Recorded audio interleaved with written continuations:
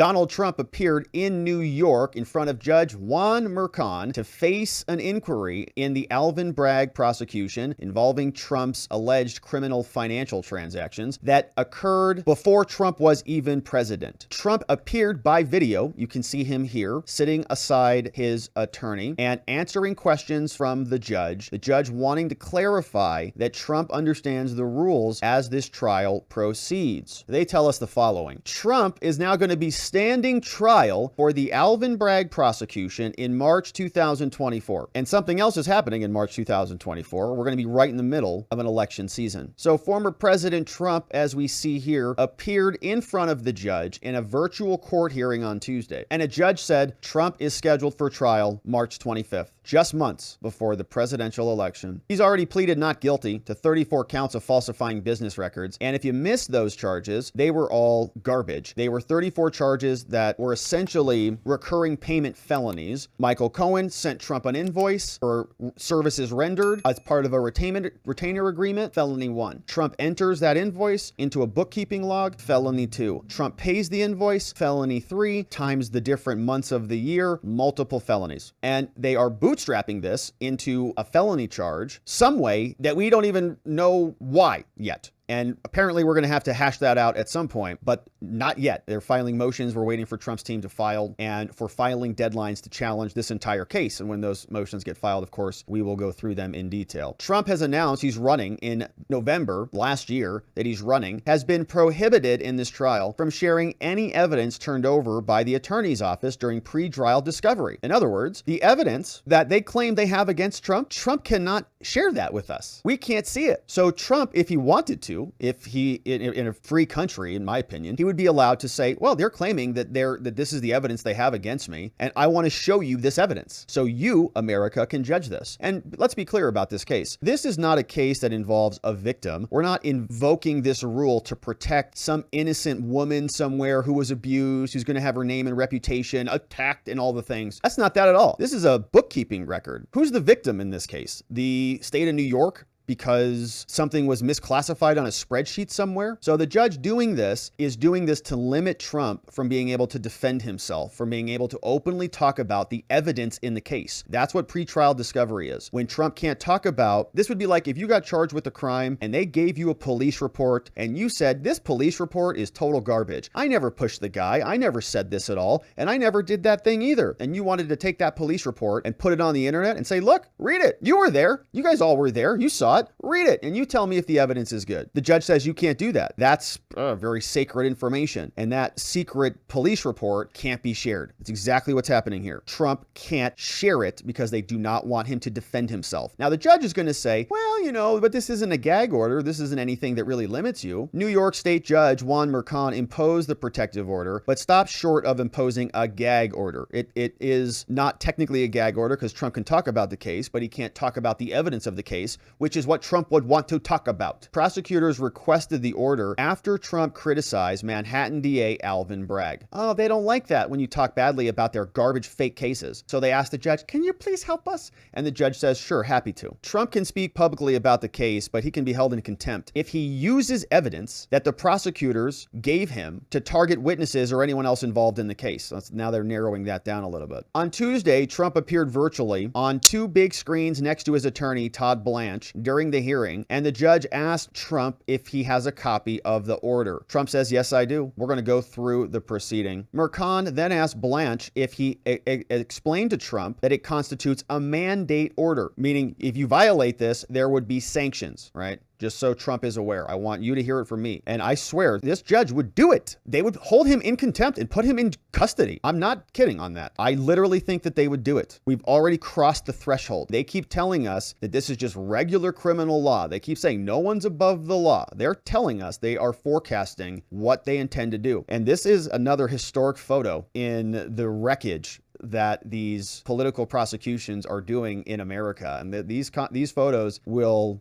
stick in the chronicle of history for a long time. I don't think Democrats have any idea what they're doing here. But Blanche said Trump has no issues with the protective order, but he's concerned that it can be used to silence him in the race. Blanche told the judge, he said he's very much concerned about his First Amendment rights are being violated by this order. He can't talk about the evidence that you say you have against him for business transactions. The judge said, well, hold on a minute. It's not a gag order. You just can't talk about the evidence. It's not my intention, he says, to impede Trump in the campaign, but he just can't violate the protective order. He's free to do just about anything that doesn't violate the specific terms of this order, which is all the things that Trump wants to talk about. The judge set a trial date, warned everybody, don't enter into any commitments that would interfere with these legal proceedings. We've got new dates. I've already got them on my calendar. August 29th was set for a defense motions deadline and October 10th for prosecution deadlines. And then judge is going to make decisions early next year, January 2024, on rulings. So it is also heating up in New York. And obviously that is not what Trump and his campaign want, but it's also not anything that Trump and his criminal team want, because he can't even talk about the evidence. And so what happened in the proceeding? We go to inner city press reporting. At the proceeding in the Trump prosecution being brought by Alvin Bragg, Trump is already on the video screen. Inner city press at Inner City Press is in Juan Mercan's courtroom, tweets the following: Trump is on the screen, tapping his fingers together. 2 American flags behind him. New York City courts officers are patrolling the aisles of the courtroom. We're waiting for the judge to take the bench. 3 minutes, 2 minutes, 1 minute. The countdown continues, and the judge enters the courtroom. All rise. Trump on the screen in Florida does not stand. It was not requested. The protocol is unclear. The judge comes out and he says, okay, everybody, today is May 24th. The time is 9 a.m. Eastern time. We're here in the case of State of New York versus Donald Trump. Trump's lawyers say, Your Honor, for President Trump, it's Susan Nicholas here. My colleague, Mr. Todd Blanche, is with President Trump here in Florida. Government prosecutor, losers, stand up. I'm Alvin Bragg's office, whatever. You know how they sound, like mumbles, terrible tonality. The judge says, okay, thanks for that, everybody. We are here now for a protective order. And everybody have copies in front of it? Yes, we do. Okay, great. Mr. Trump, I'm going to be reviewing this order with you here this morning. Do you have a copy of the protective order? Trump says, looking at it, yes, I do. Mr. Blanche, who's sitting right next to Donald Trump, have you reviewed the order with your client? Yes, Your Honor, I have. Anything not understood in that order in your conversation? No, Your Honor, we understand the order, but we do have objections, and we believe, quite frankly, that Mr. Trump's rights are being violated here. He's running for president. He's the leading contender in the primary, and that the protective order is in place, and it is stopping him and limiting him and prohibiting him from commenting on this case, which is a clear violation of his constitutional privileges under the First Amendment. And Your Honor, we object to this continuation of this order. And the judge says, well, I understand that, but just so we're clear, I have no intention, and I do not mean to impede Mr. Trump's ability to campaign. That's not what I'm saying. It says, I don't think there's any need for me to be line by line through the protective order to go through each one of these things, but I don't think I'm inhibiting his ability to campaign, right? We need to go line by line. He says, no, I don't think so. I agree. We don't. Says, okay. Now, did you explain to your client this order is a mandate of the court? Yes, Your Honor, I did. And he understands? Yes, he understands. And he understands that a violation of this order could result in a finding of contempt. Is that right? Yes. Mr. Trump, do you understand what I'm telling you here today? Yes, I do. Okay. Anything further? Nope. Defense? Nothing from us, Your Honor. Government? Nothing from us, Your Honor. Okay. So the judge got to drag in the former president and the current leading primary candidate for the presidency into court to sit him down and give him a nice little scold. You know who's in charge in my courtroom, don't you, sir? Mr. Trump, you're here, right? And you're going to obey my order and you're going to follow. And if you don't, I'm going to punish you. Okay. You understand? Yep. Okay. We're done here. That's it. This is not unusual. It's unusual because this is the president. Judge says, all right, well, I have everybody. I want to turn now to the issue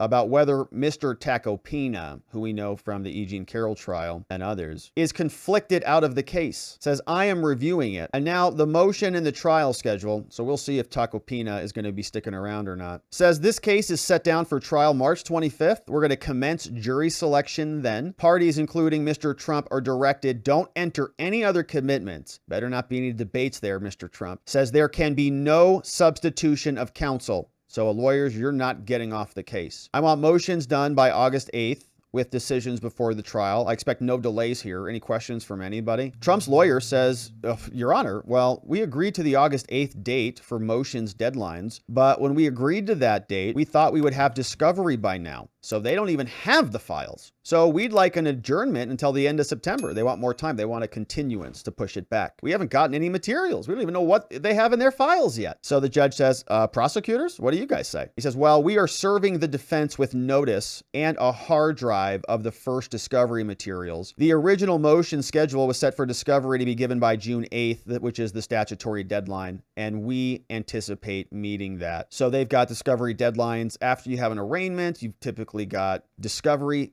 deadlines by certain periods of time, and then they comply with those. Trump's defense says, Your Honor, well, we'd still like more time. I don't see the harm to the people here. We haven't even started looking at discovery. They haven't even given us a binder or folders or hard drives. And after we finalized the protective order, we asked for the discovery, but they told us no. Now we're 7 weeks out and they're not giving us discovery. So you can see what the government is trying to do. They don't want to give them anything until the absolute end time. The prosecutors, I would imagine, have the discovery, but they're going to wait until June 8th. Why would we give it to Trump early? So they can start working on it? Get out of here. Nicholas says, I don't see the harm to the people. We asked for the discovery, but they said no. Now we're 7 weeks out. We're just sitting here twiddling our thumbs. So we want to push it back to September. But the judge says, no, well, that's going to eat into our cushion, and I need time to think between. So he goes, all right, look, not going to be August 8th. I'm going to extend it instead to August 29th. Prosecutors, will you be requesting 3 extra weeks after that? He says, well, we'll take 6 weeks then, so push our date back to October 10th. Well, I don't have a calendar in front of me, you people. Then he gets the calendar. They set the next date for decisions on the motions, January. Anything further? Nothing. Says, well, we're adjourned. I'll see you back here later in October 10th. A long time until our next court date. So not going to see anything anytime soon over there. So Trump is obviously upset about this, as he should be. He is being so badly abused in this judicial process. It'll make you sick. But here's what he said on Truth Social. He said, just had New York County Supreme Court hearing where I believe my First Amendment rights, freedom of speech, have been violated. And they forced upon us a trial date of March 25th, right in the middle of primary season. Very unfair. But this is exactly what the radical left Democrats wanted. It's called election interference, and they're using the full weight of the government to do it. And nothing like this has ever happened in our country before over bookkeeping records in New York. And that's just one little pawn that they are moving in New York. We have another little pawn that they're moving in Georgia. This, you may remember, is Fani Willis,